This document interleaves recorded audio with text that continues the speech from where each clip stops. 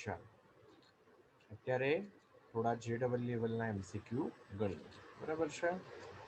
ચાલો સૌથી પહેલા પ્રશ્નમાં આજે પૂછેલું છે આપણને કે x પ્લસ a આખાની 100 ઘાત વત્તા x માઇનસ a આખાની 100 ઘાત આ બંનેનો સરવાળો કરીએ તો પદ જે બચ્યા છે એમની સંખ્યા કેટલી? તો ઉતાવળમાં શું ભૂલ થાય છે? 100 ઘાત છે એટલે અહીંયા 101 પદ અને અહીંયા પણ 100 ઘાત છે એટલે બીજા 101 પદ. 101 વત્તા 101 એટલે 202 પદ થાય, પણ જે ખોટો જવાબ છે. બરાબર છે. ચાલો આપણને અહીંયા આપેલું છે x વત્તા a આખાની 100 ઘાત વત્તા x ઓછા a છે એની 100 ઘાત. તો જો પહેલું પદ છે એનું વિસ્તરણ કરીએ તો x ની 100 ઘાત વત્તા 100c1 પછી x જે છે એની 99 ઘાત એ એઝ ઇટ ઇઝ, પછી 100c2 x જે છે એની 98 ઘાત a સ્ક્વેર. આ પ્રમાણે ચાલ્યા કરશે અને સૌથી છેલ્લું પદ જે છે એ હશે એની 100 ઘાત. અહીંયા પ્લસ માઇનસ એ પ્રમાણે પદ મળશે. વિસ્તરણમાં પદ તો બધાના જ મળવાના. બરાબર છે, કોઈ ફેરફાર નહીં. ફરક ખાલી કેટલો? Plus minus plus minus plus minus એ પ્રમાણે ચાલ્યા કરે. બરાબર છે. પહેલું પદ પ્લસ, પછીનું પદ માઇનસ, પ્લસ પછીનું પદ માઇનસ. બરાબર છે. કુલ પદ 101 જેટલા.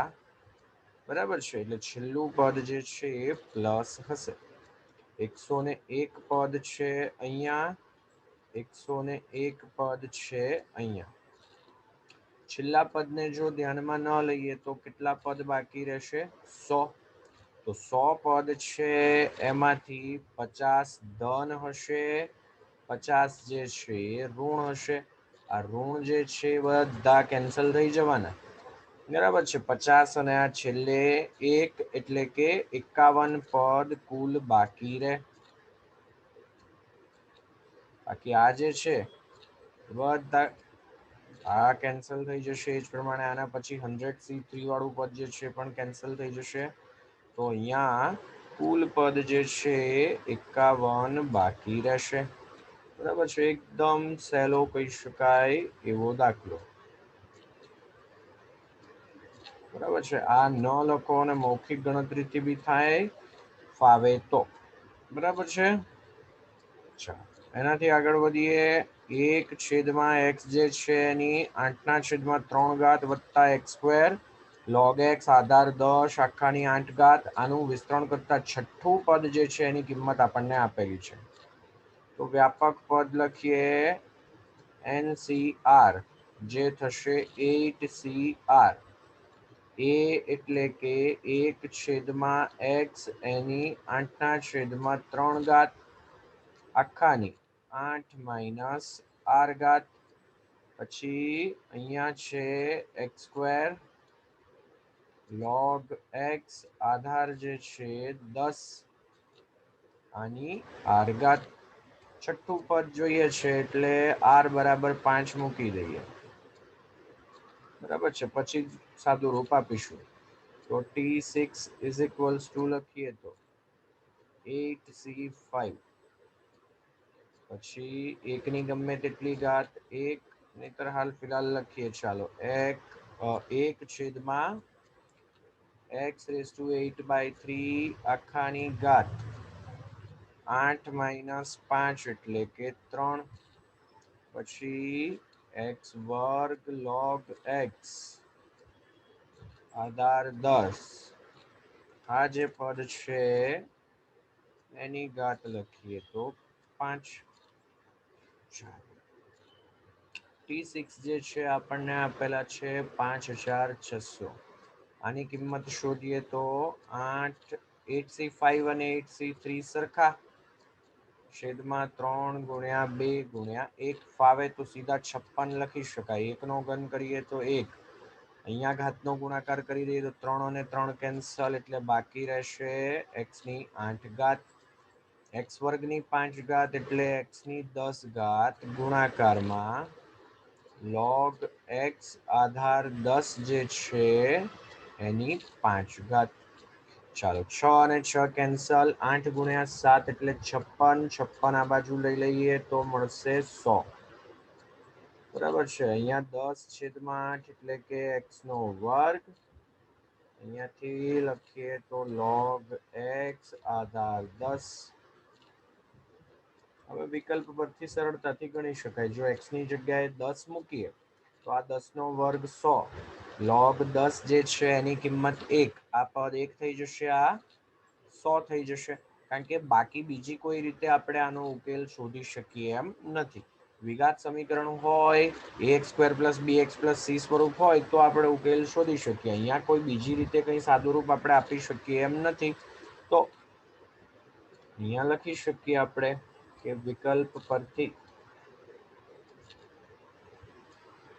x જે છે એની કિંમત 10. ઓપ્શન એ જે છે આપણા માટે સાચો. અહીંયા ઓપ્શન સી જે છે એ આપણા માટે સાચો. બરાબર છે. સાદુરૂપ જરા મહેનત માંગી લે એવું. બરાબર છે. ચાલો વિસ્તરણ કરીએ છીએ તો 11મું પદ શોધવાનું છે. બરાબર છે. તો tr+1 લખીએ તો 15cr. 3 જે છે એની ઘાત લખીએ તો 15 - r. પછી માઇનસ વર્ગમૂળની અંદર 17/4 વત્તા 3 વર્ગમૂળ 2 આખાની r ઘાત. હવે પૂછેલું છે 11મું પદ એટલે r બરાબર 10 મૂકવા પડે. r બરાબર 10 મૂકીએ તો આપણને મળે છે t11 = 15c10. 3 જે છે એની ઘાત લખીએ તો 5 માઇનસ આને હું લખું છું 17/4 વત્તા 3 વર્ગમૂળ 2 એનું વર્ગમૂળ એટલે કે 1/3 ઘાત. r જે છે એની જગ્યાએ મૂકીએ છીએ 10. 15c10 as it is. એનું કંઈ સાદુરૂપ આપવાની જરૂર નથી. ધન પૂર્ણાંક છે, ઋણ પૂર્ણાંક છે, ધન અસમય છે કે ઋણ અસમય છે એટલું જ મારે નક્કી કરવું છે, જે આધાર રાખે છે આના ઉપર. આ તો પૂર્ણાંક છે જ. હવે માઇનસ છે પણ યુગ્મ ઘાત છે એટલે પ્લસ થઈ જશે. અને ઘાતનો ગુણાકાર કરી દઈએ તો આપણને મળે છે 17/4 વત્તા 3 વર્ગમૂળ 2. ચલો હાલ ફિલહાલ 1/3 ઘાત જે છે ને એને એઝ ઇટ ઇઝ રાખીએ. બરાબર છે. કદાચ વર્ગમૂળ શોધી શકાય. આખાની 10 ઘાત જે છે એ બી એઝ ઇટ ઇઝ. હવે આ જે પદ છે એનું હું માત્ર સાદુરૂપ આપું છું. 17/4 વત્તા 3 વર્ગમૂળ 2 એનું મારે વર્ગમૂળ શોધવું છે. નથી ખબર કે મળશે કે કેમ. મળે તો શોધવાની વાત છે. બરાબર છે. બાકી ધન મળશે એ વસ્તુ નક્કી છે. એટલે એ અથવા બી માંથી કોઈ જવાબ હશે. બરાબર છે. સમય છે કે અસમય છે કે પૂર્ણાંક છે, બસ એટલું જ નક્કી કરવાનું રહ્યું. અહીંયા લસા લઈ લઈએ તો આપણને મળે છે 17 વત્તા 12 વર્ગમૂળની અંદર 2 આખાના છેદમાં 4. હવે આપણે 10મા ધોરણની અંદર પહેલા ચેપ્ટરની અંદર વર્ગમૂળ શોધવાનું શીખી ગયા. એ માટે આગળ ગુણાકારમાં હોવા જોઈએ 2. બરાબર છે. 6 લખવા પડશે. 12 જે છે એની જગ્યાએ લખી શકીએ 2 × 6. બરાબર છે. યાદ ન હોય તો 10મા ધોરણની બુકમાં જે વર્ગમૂળ શોધતા હતા એ જરા જોઈ લેજો. હવે આ 6 છે એને વર્ગમૂળની અંદર લઈ લઈએ તો 6 છે વર્ગમૂળની અંદર જાય તો 36 થઈ જાય. 2 એઝ ઇટ ઇઝ. આને લખીએ તો 36 × 2 એટલે કે 72. આને પાછા 36 × 2 લખીએ તો 36 ને બારે લઈ આવીએ એટલે 6 થઈ જાય. બરાબર છે. ચાલો હવે આપણે 10મા ધોરણમાં ભણી ગયા આ સ્વરૂપ માટે મારે વર્ગમૂળ શોધવું હોય તો 72 ના એવા ભાગ પાડવા પડે કે જેમનો સરવાળો જે છે એ 17 થાય. તો અહીંયા લખી શકાશે √9 પ્લસ √8 બાય 4. બરાબર છે. વર્ગમૂળ લઈ લીધું છે એટલે 4 નું વર્ગમૂળ લખીએ તો 2 થઈ જશે. અહીંયા લખીએ તો √9 પ્લસ √8 આખાના છેદમાં 4 નું વર્ગમૂળ એટલે કે 2. ચાલો તો આ કિંમત લખીએ તો 3 વત્તા 2√2 છેદમાં 2. આ કિંમત જે છે એ અહીંયા મૂકી દઈએ. બરાબર છે. તો આપણને મળે છે T11 is equals to 15C10 પછી 3 જે છે એની ઘાત છે 5 3⁵. આ વર્ગમૂળ આપણે શોધી કાઢ્યું તો એ મળે છે 3 પ્લસ 2√2 આખાના છેદમાં 2 અને એની પાછી 10 ઘાત. બરાબર છે. ચાલો તો હવે આ સાદુરૂપ આપવા બેસીશું તો એ આપણને √2 વાળું પદ મળવાનું જ છે. બરાબર છે.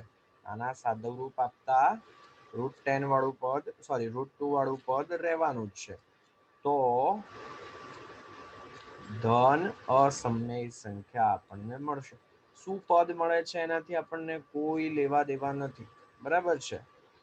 ચાલો જો અહીંયા √8 જે છે એની જગ્યાએ √4 કે એવું કંઈક પદ આવતું હોત, બરાબર છે, તો પછી સાદુરૂપ જે છે એ સહેલું થઈ જાય. બરાબર છે. ચાલો કઈ નહીં. હવે અત્યારે તો જે પ્રમાણે પદ છે એ પ્રમાણે ધન અસમય સંખ્યા આવશે. ચાલો આ જે પદ છે એનું વિસ્તરણ કરતા બીજું પદ, આ જે છે ને બીજું પદ અહીંયા જરા આગળ લખી દેજો. બરાબર છે કે આનું વિસ્તરણ કરતા બીજું પદ આ હોય તો NC3 છેદમાં NC2 શોધવાના છે. ચાલો તો વ્યાપક પદ લખીએ. R+1 નું પદ જો લખવા બેસીએ તો NCR. તો બીજું પદ જ જોઈએ છે તો વિસ્તરણ જ સીધું ડાયરેક્ટ લખી દઈએ. બીજા જ પદની જરૂર છે તો A⁻1/13 પ્લસ A⁻1 આખાની n ઘાત. ચાલો આને લખવા બેસીએ તો A⁻1/13 જરૂર છે બીજા પદની, કામનું પદ છે બીજું પદ. NC1 A⁻1/13 એની ઘાત n-1 ગુણાકારમાં A છેદમાં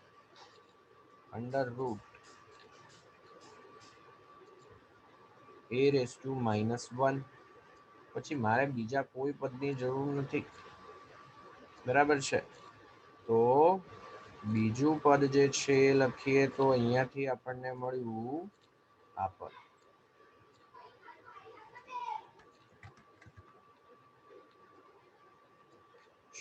તો આ જે છે એ આપણને આપેલું છે કે આ પદ છે 14 × A⁵ NC1 છે એની કિંમત n જેટલી. એ જે છે એ લખીએ તો n-1/13.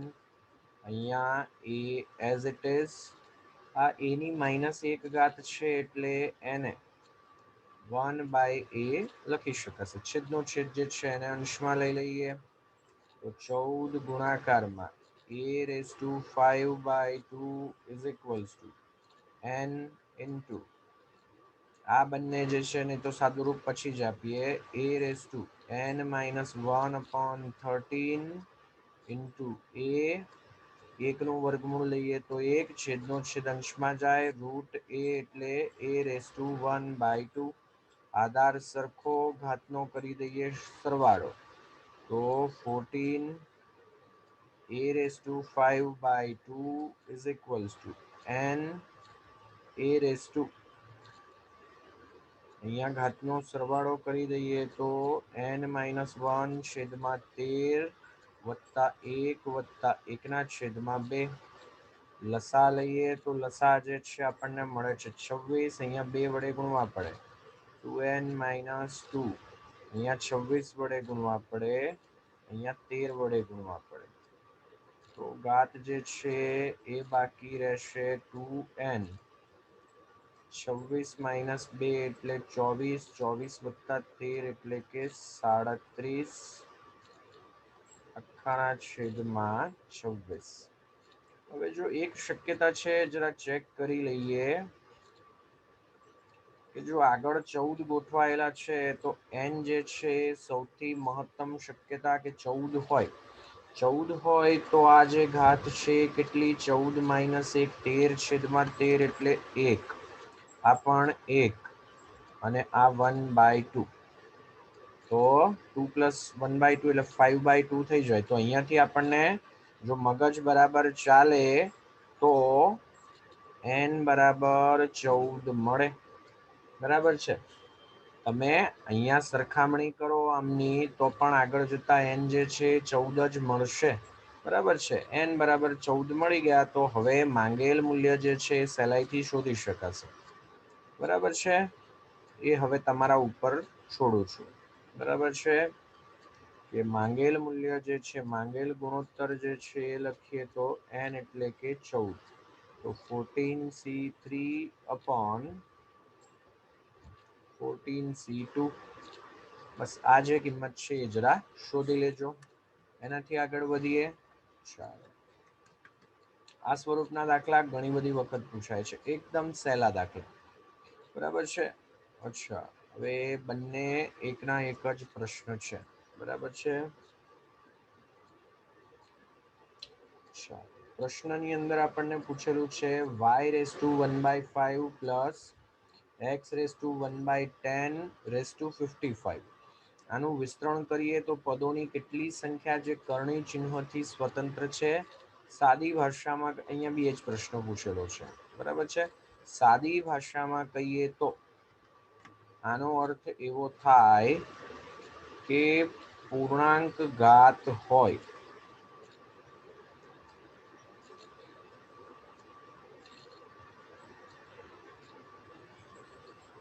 એ પદ કેટલા. બરાબર છે. આ રિપીટ જ થાય છે તો એને દૂર કરી દઈએ. બરાબર છે. ચાલો તો વ્યાપક પદ લખીએ t⁻r+1 is equals to 55cr y⁵1/5 એની ઘાત જે છે લખીએ તો 55 - r x⁻10r. ચાલો તો આ જે છે એ આપણને મળે 55cr. ઘાતનો ગુણાકાર કરી દઈએ તો x⁵55 એટલે કે 11 - r/5 સીધો ગુણાકાર કરીને લખી દીધો. અને અહીંયા લખીએ, સોરી, અહીંયા આધાર જે છે એ x નહીં પણ y છે. અને છેલ્લું પદ જે છે લખીએ તો x⁻r/10. હવે અગત્યનો મુદ્દો, મારે પદ કેવા જોઈએ છે? પૂર્ણાંક ઘાત ધરાવતા. એનો અર્થ થયો કે આ કિંમત પૂર્ણાંક હોવી જોઈએ, આ કિંમત પણ પૂર્ણાંક હોવી જોઈએ, તો અને તો જ ઘાત મને પૂર્ણાંક મળે. 1 મૂકું તો આ બંને અપૂર્ણાંક મળે, 2 મૂકું તો બંને અપૂર્ણાંક મળે, પણ જો તમે 10 મૂકો તો બંને પૂર્ણાંક મળશે. હવે મારે r ની એવી કિંમતો શોધી કાઢવી પડશે કે જેના માટે ઘાત જે છે પૂર્ણાંક થાય. બરાબર છે. તો અહીં 11 - r/5 અને r/10 બંને પૂર્ણાંક હોવા જોઈએ.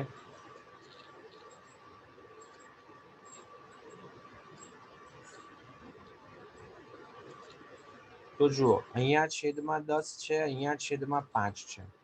આના માટે 5 નો ગુણક હોવો જોઈએ, આના માટે r જે છે 10 નો ગુણક હોવો જોઈએ.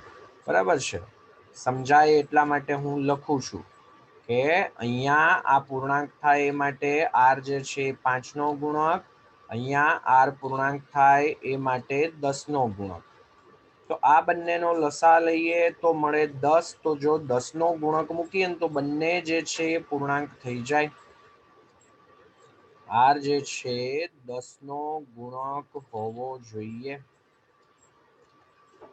બરાબર છે? હવે કુલ 55 ઘાત છે એટલે કુલ પદ 56 થાય.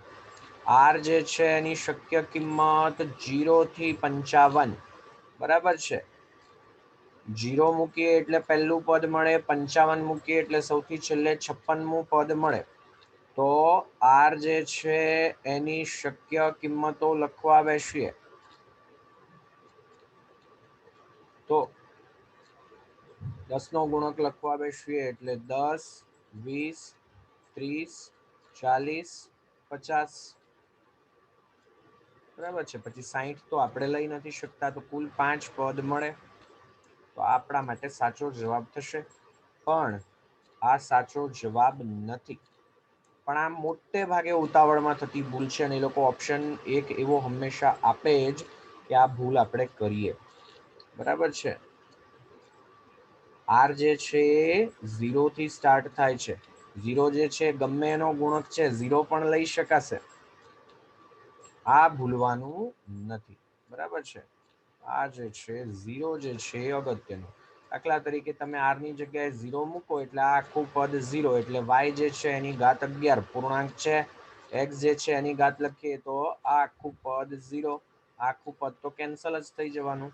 y ની 11 ઘાત પૂર્ણાંક જ છે, લઈ જ શકાશે. r બરાબર 0. આ વસ્તુ ભૂલવાની નથી. તો હાલ શક્ય કિંમતો જે છે 5 તો પહેલેથી હતી જ, એક બીજી વધારાની કિંમત આવી એટલે 6 કિંમતો મને મળે. બરાબર છે? તો 6 પદ મને એવા મળશે કે જેમાં ઘાત જે છે પૂર્ણાંક હશે. ખૂબ સારો, સિમ્પલ કહી શકાય એવો દાખલો. ચાલો, એવો જ એક બીજો દાખલો જેમાં આપણને કીધેલું છે કે વિસ્તરણમાં ઘાત વગરના પદ કેટલા. ઘાત એટલે અહીંયા અપૂર્ણાંક જે છે એ હોવું જોઈએ. અપૂર્ણાંક ઘાત વગરના પદ કેટલા. બરાબર છે? ચાલો,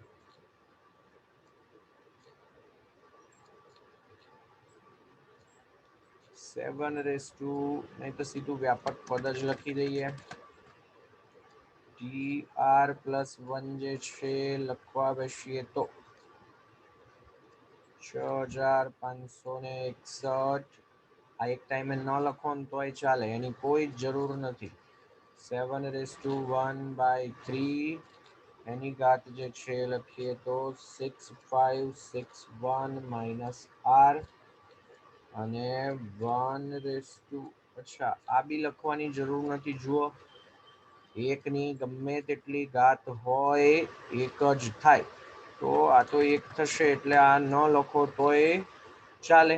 બરાબર છે? ગુણાકારમાં 1/r લખવું હોય તો લખી શકાય હાલ પૂરતું. તો આને લખીએ તો 6561 જે છે એઝ ઇટ ઇઝ. NCR વાળું પદ તો એઝ ઇટ ઇઝ જ. અહીંયા ભાગાકાર કરીએ તો 6561 એને 3 વડે ભાગીએ છીએ તો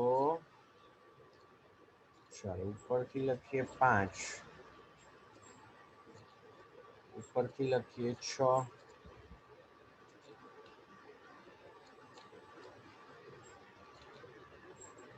આ મળશે 2187 માઇનસ r ઇન્ટુ 1/3 એટલે કે r/3. બરાબર છે? હવે r ની શક્ય કિંમત કેવી? તો અહીંયા તમારે એક જ પદ ધ્યાનમાં લેવાનું છે, 3 ના ગુણકમાં હોય તેવી. બરાબર છે? તો r જે છે તે કેવા હોવા જોઈએ? 3 ના ગુણકમાં. બરાબર છે? r ની શક્ય કિંમતો લઈએ તો 0 થી લઈ 6560 સુધી લઈ શકાય. બરાબર છે? તો શક્ય કિંમતો હવે ખ્યાલ આવવો જોઈએ, બરાબર છે. શૂન્યથી શરૂ થશે.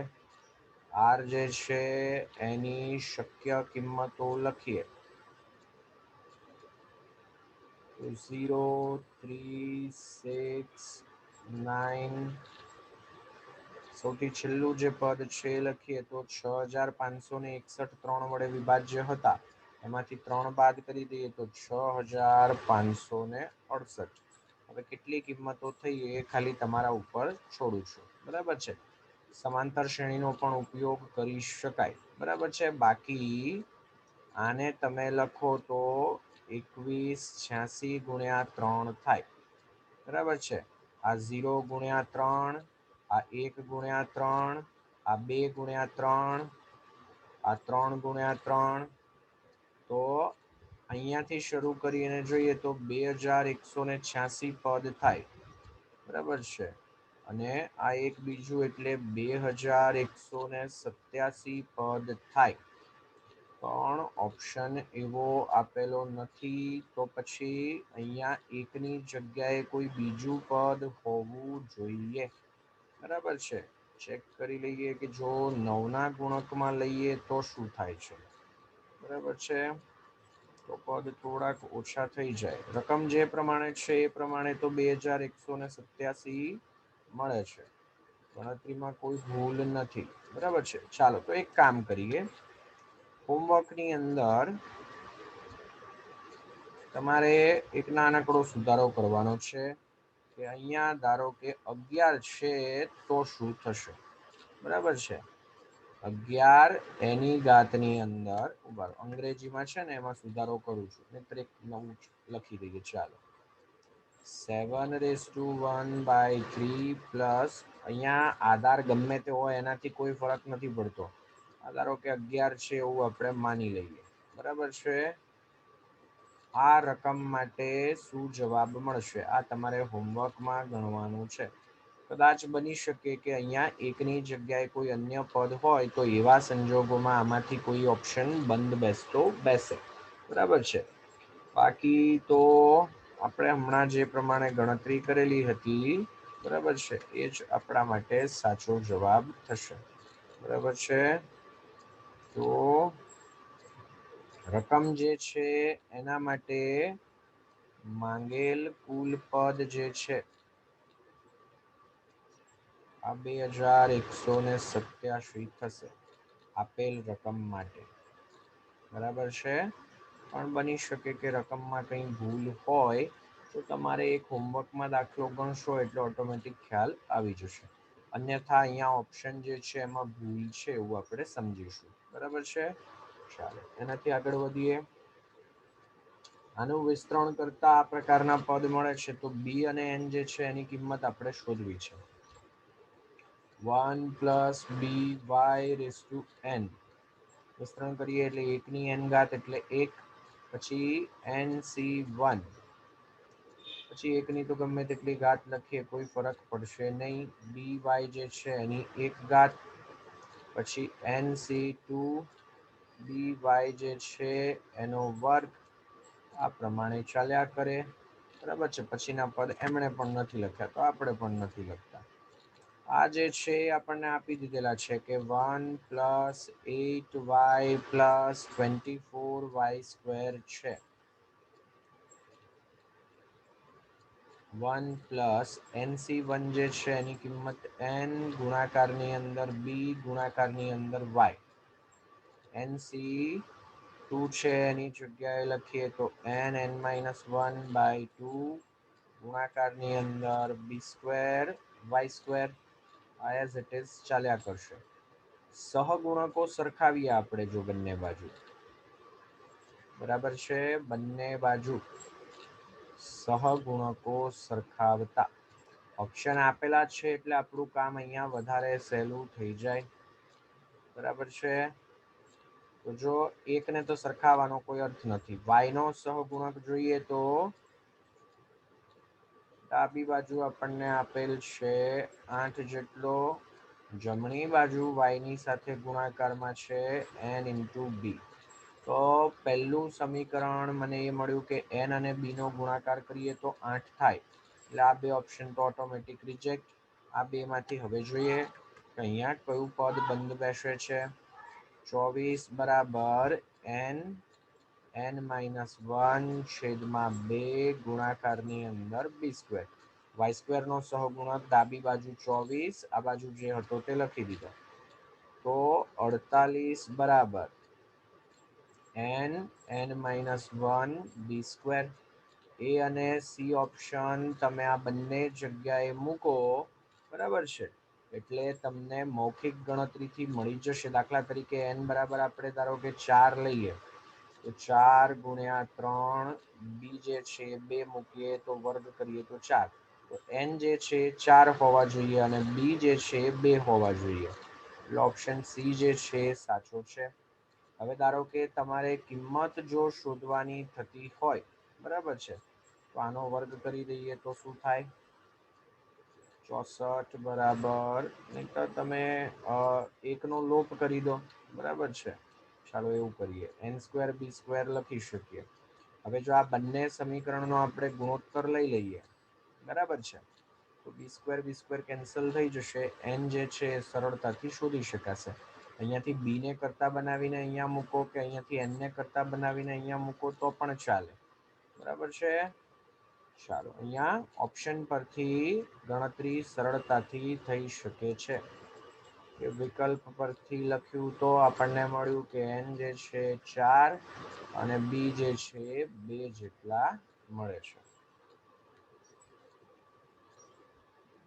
એનાથી આગળ વધીએ.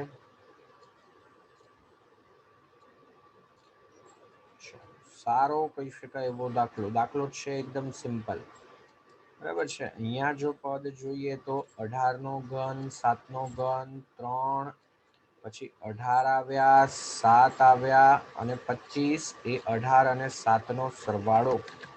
તો આને હું કેવી રીતે લખું છું?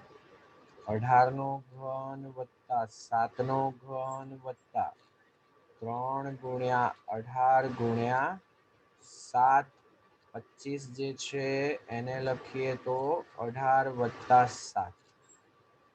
તો અંશવાળું જે પદ છે ધ્યાનથી જોઈએ તો a³ + b³ + 3ab કૌંસમાં a + b. આ શેનું સૂત્ર? a વત્તા b નો ઘન. તો અહીંયા લખી શકીએ આપણે 18 વત્તા 7 નો ઘન. છેદ જે છે એ જોઈએ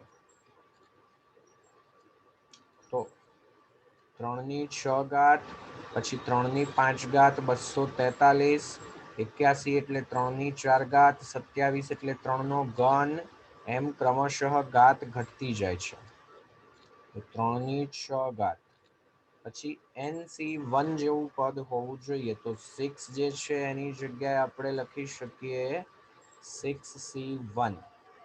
પછી 243 જે છે એની જગ્યાએ લખી શકાય 3 ની 5 ઘાત, 2 જે છે એની 1 ઘાત. પછી 15, આને આપણે ગણીએ 6C2. જો ગણીએ 6 ગુણ્યા 5 30 છેદમાં 2 ગુણ્યા 1 15 થાય, તો 15 છે એની જગ્યાએ 6C2 લખી શકાય. પછી આ પોઈન્ટ નથી, ગુણાકારમાં છે, બરાબર છે. તો 81 જે છે 3 ની 4 ઘાત, 4 જે છે 2 નો વર્ગ. પછી 6C3 શોધીએ તો 20, આ 3 નો ઘન 2 નો ઘન, 6C4, બરાબર છે. પછી 3 નો વર્ગ, 2 ની 4 ઘાત અને એમ છેલ્લે 2 ની 6 ઘાત. બધા જ પદ એકદમ બરાબર ગોઠવાય છે. આમ આગળ જતા MCQ છે એટલે બધા પદ લખવાની કોઈ જરૂર નથી. અગત્યની વસ્તુ ટ્યુબલાઇટ થવી જોઈએ. છેદ જે છે એ જોઈએ તો a વત્તા b આખાનો ઘન સ્વરૂપ. a છે 3 જેટલા, b છે 2 જેટલા, ઘાત છે 6 જેટલી. 18 વત્તા 7 એટલે કે 25 નો ઘન, છેદમાં 3 વત્તા 2 એટલે કે 5 ની 6 ઘાત. આને જો 5 નો વર્ગ લખીએ તો 5 નો વર્ગ આખાનો ઘન, છેદમાં 5 ની 6 ઘાત. ઘાતનો ગુણાકાર કરી દઈએ તો 5 ની 6 ઘાત છેદમાં 5 ની 6 ઘાત. ગુણોત્તર જે છે 1 જેટલો, બરાબર છે. અહીંયા જે આપણે પદોની ગોઠવણી કરી એ વસ્તુ અગત્યની, બરાબર છે. ચાલો તો આજનું લેક્ચર જે છે આપણે અહીંયા સુધી રાખીએ છીએ. હોમવર્કની અંદર આ 5-7 પ્રશ્નો તમારે ગણવાના છે. બરાબર છે. ચાલો.